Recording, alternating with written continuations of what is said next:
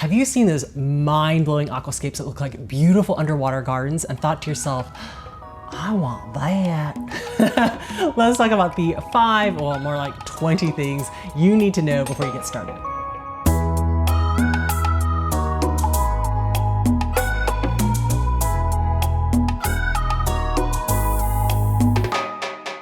Hi, my name is Irene with girltalksfish, and if you've been to this channel before, you know that I am not known for aquascaping. So I decided to do a bunch of research and find out what the experts think are the most important things you need to know. I checked out 2 books from the library. One was Sunken Gardens by Karen A. Randall, and the other one is Aquascaping by George Farmer. Both of these books had actually a bunch of chapters talking about what is an aquarium, this is what a filter is, etc., but since I already kind of know the foundations of how to keep fish and plants, I jumped straight to the aquascaping chapters, which I'm going to talk about now. In the first section, we're going to talk about design tips and composition. So just like how you wouldn't want to go in a house and have all the furniture just piled every which way and the decorations just nonsensical, there are some kind of good principles you can follow for good interior design for the house. Same thing for your aquarium. You don't want to look at, well, mine's more of a mishmash. You can tell I'm not great at design, but some of the tips and tricks you can follow are, for example, have you heard of the golden ratio, or maybe the rule of thirds is a really easier one to kind of understand, where imagine drawing kind of a line at the 1/3 and 2/3 mark vertically, and as well as the 1/3 and 2/3 mark horizontally. Where those 4 lines intersect are where human eyes kind of naturally tend to focus on. And so the point of that is you want to place things that are interesting in those areas of intersection, whether it's an interesting piece of hardscape or rock, you know, an interesting centerpiece plant. Maybe you don't need to put it in the center. You could put it on the 1/3 or 2/3 line. And again, the human eye naturally likes to look at that, and then it really flows with our sense of beauty. I don't know why, but it works and it's really easy to implement.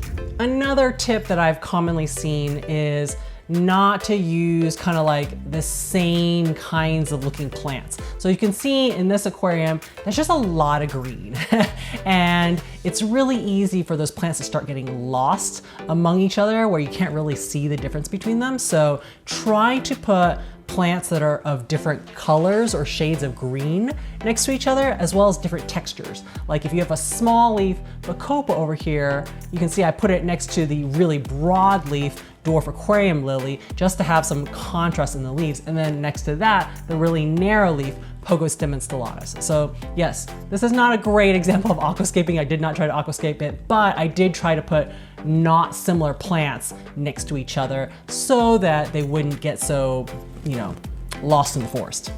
Because aquascapes are kind of like, you know, having a portrait of living in nature in your aquarium, sometimes it's a little jarring if you kind of are made more aware of the glass walls at every side. And so one way you could do that is to try to create some depth in the aquarium. So it looks like, you know, you can see the things in the front, but it looks like the back of the aquarium just goes on and on and on, and you don't know how far it goes. And so to create depth, some easy ways are, for example, to put your foreground plants or shortest plants in the front, like these little crypts over here. And then in my mid-ground, I have taller plants such as these Java ferns. And then in the back, I'm hoping that the stem plants will really grow taller and taller. So it looks like you're kind of peering into this endless forest. So another way that people like to achieve that effect is to put the substrate in the front a lot shorter and then build it up so it's like almost like a hill going up toward the back of the aquarium. So that again naturally creates some depth into the aquarium. You may have seen some famous aquascapes in competitions where they have that path that goes from the front of the aquarium to the back using a different color, sometimes lighter substrate. And again, that's just kind of to give you that appearance of, oh, you have this little path or sidewalk that's going up a hill, and then over the crest of the hill, you can't see how much farther it goes. Same thing, that's what that effect of the path does.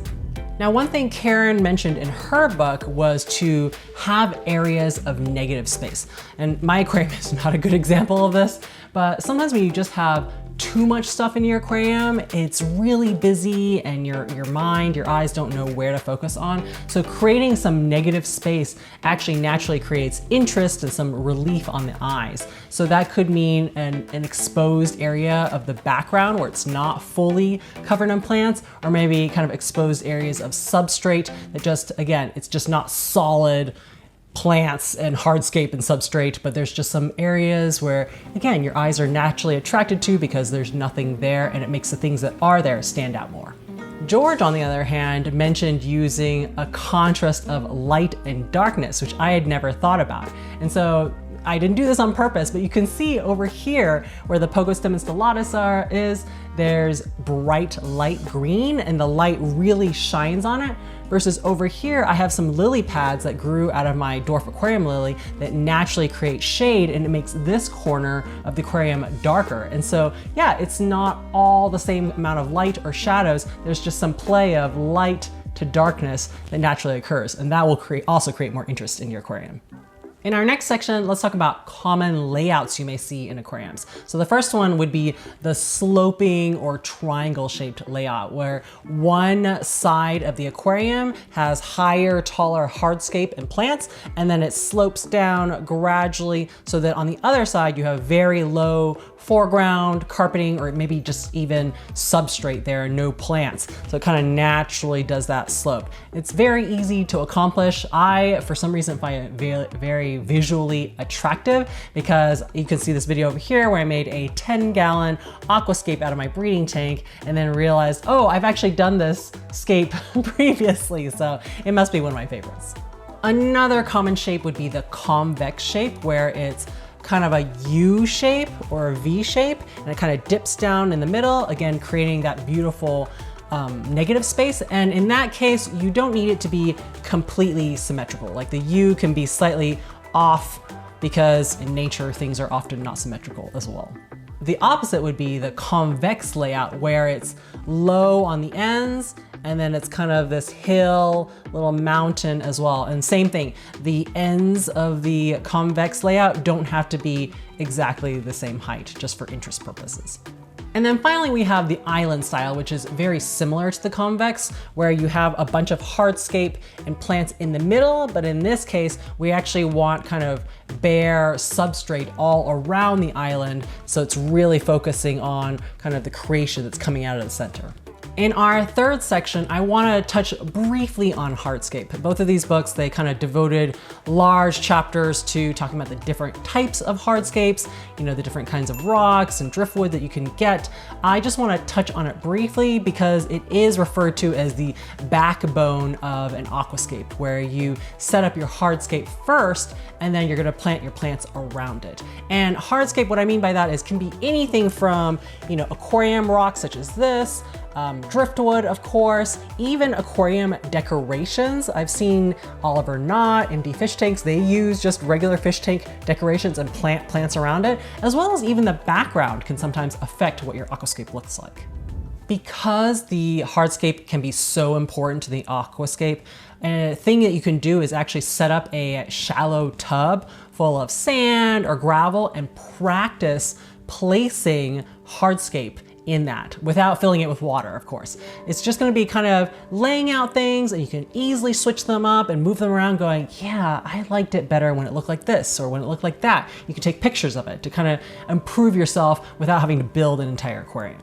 Some stores that sell aquascaping supplies even have that tank with the sand in it so that you can try out the hardscape and position it how you like before you buy it.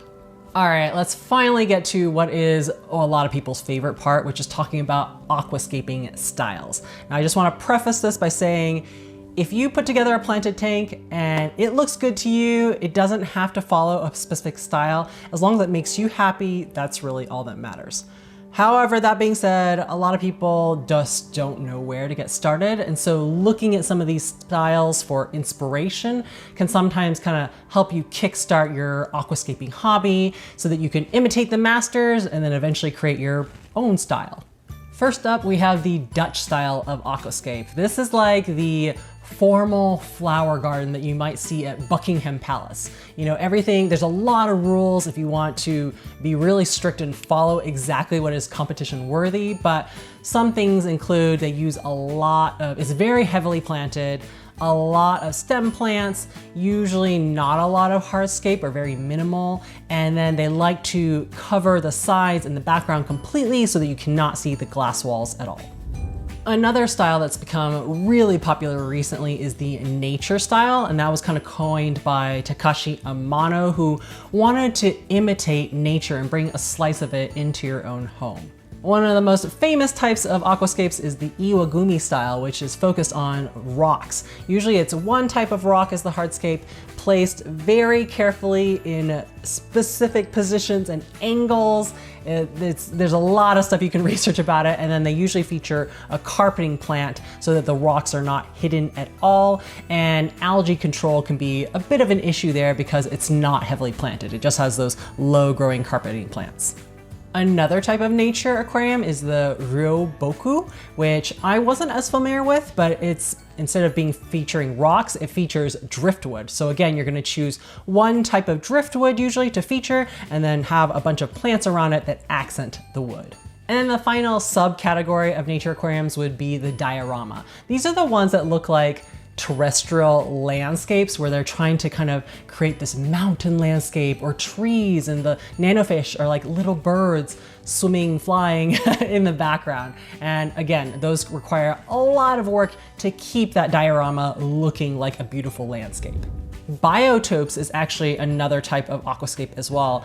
And in that case, you're going to try to imitate a certain region of the world as accurately as possible. So you're gonna be very limited on the types of hardscape, plants, fish that you can use because you want to imitate that part of the world. And in reality, nature does not look as curated and as beautiful as some of these aquascapes we've seen. I'm most familiar with things like the Blackwater South American biotopes, which have like a lot of driftwood and a lot of brown water. So if that's your thing, go for it.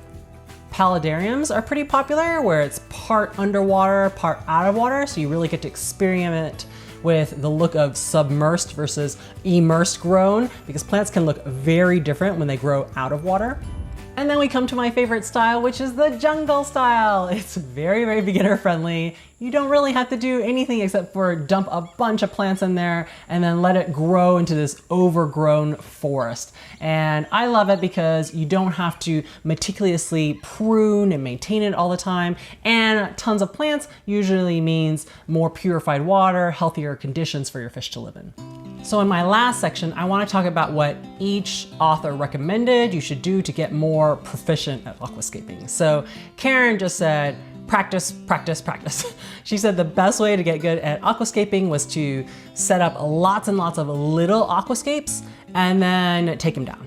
And then set up new ones and then take them down. Set up new ones, and just kind of like being a painter, you know, the more canvases, the more paintings that you can do, the more proficient you're going to develop your skills and start to develop your own style. George Farmer, on the other hand, said something similar, but kind of interestingly different. He said, practice by imitating the aquascapes that you like, but don't immediately take it down, because you know, sometimes a lot of people are like, oh, I face some problems with algae, so I'm just gonna take down the tank, right?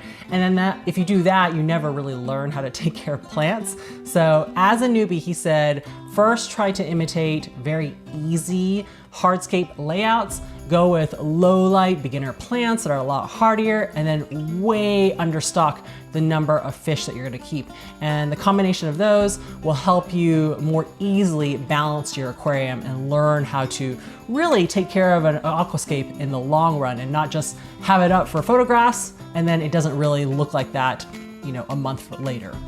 Honestly, I've always been kind of intimidated by aquascaping, especially from what you see online, but after reading these books, I'm feeling inspired. I think maybe I might want to try to transform this 20 gallon so that it's not just the basic overgrown jungle look. But I highly recommend that you check out these books, because I only covered like one chapter each in them that was specifically about aquascaping, but they go into a ton more detail on recommended equipment, you know, fish, plants, hardscape, And then they have these step-by-step tutorials on how to set up your own aquascape. In fact, George's book, I was really surprised, the back of it just has tutorial after tutorial of step-by-step photographs of how he set up different kinds of aquascapes. So definitely check them out for yourself.